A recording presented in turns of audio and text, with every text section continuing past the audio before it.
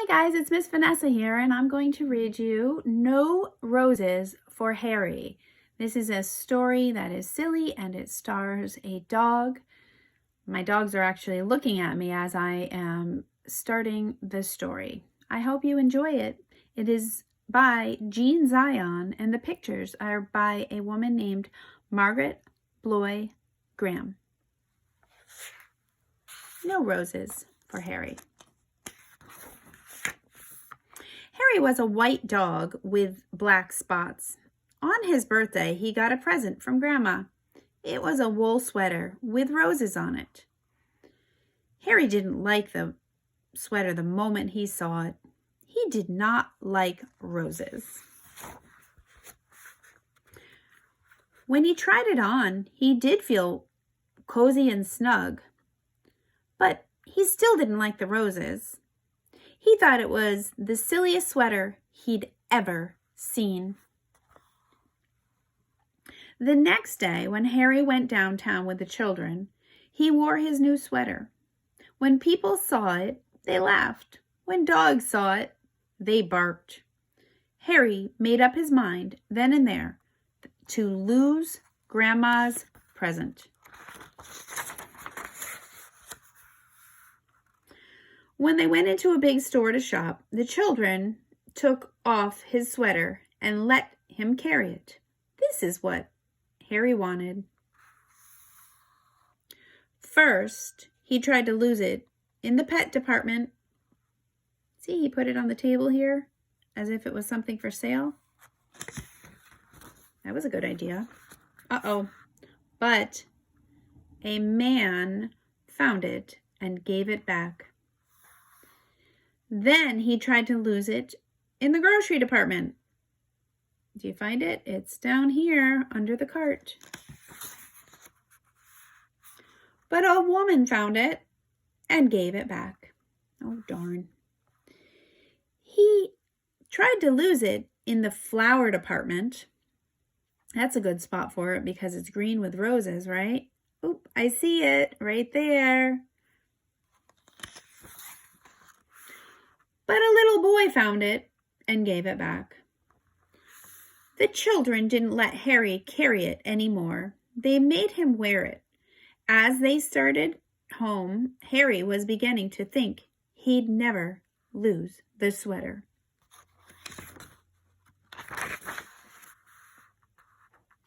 When he got home, his friends were waiting to play with him. But Harry didn't feel like playing. So they left him alone. See how sad he looks over there?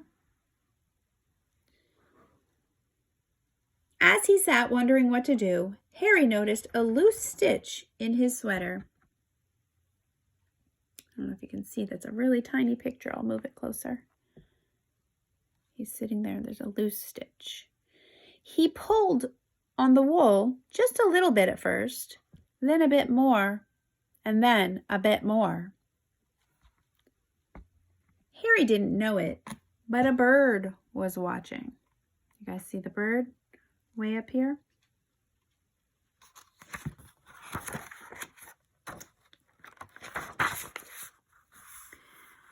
In a minute, Harry had pulled out quite a long piece of the wool. The end of it lay on the grass behind him. Suddenly, the bird flew down, and quick as a flash, she took the end of the wool in her beak and flew away with it. It all happened before Harry could even blink. The sweater began to disappear right before Harry's eyes.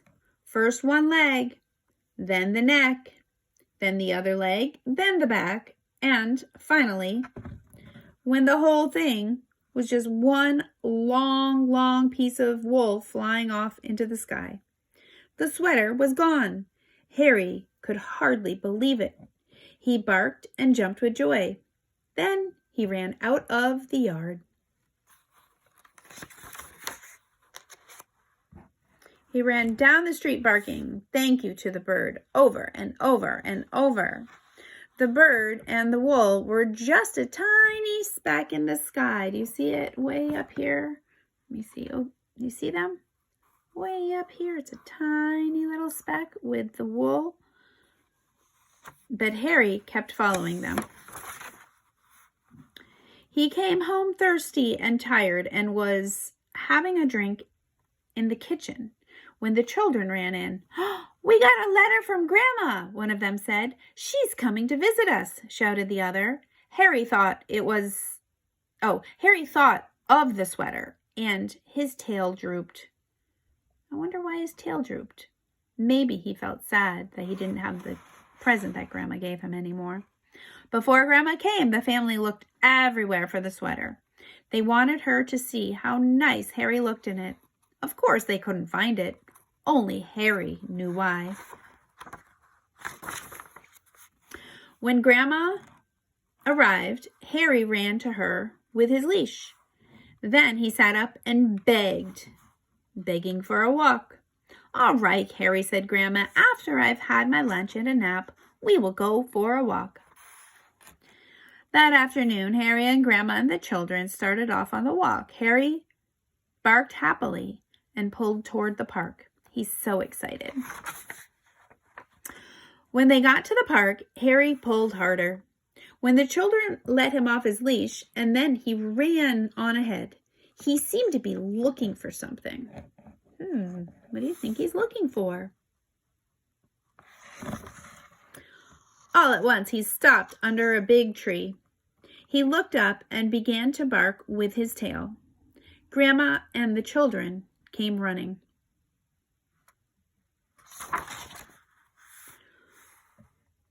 They got to the tree and looked up too. Suddenly, one of the children said, "Oh, I see a nest.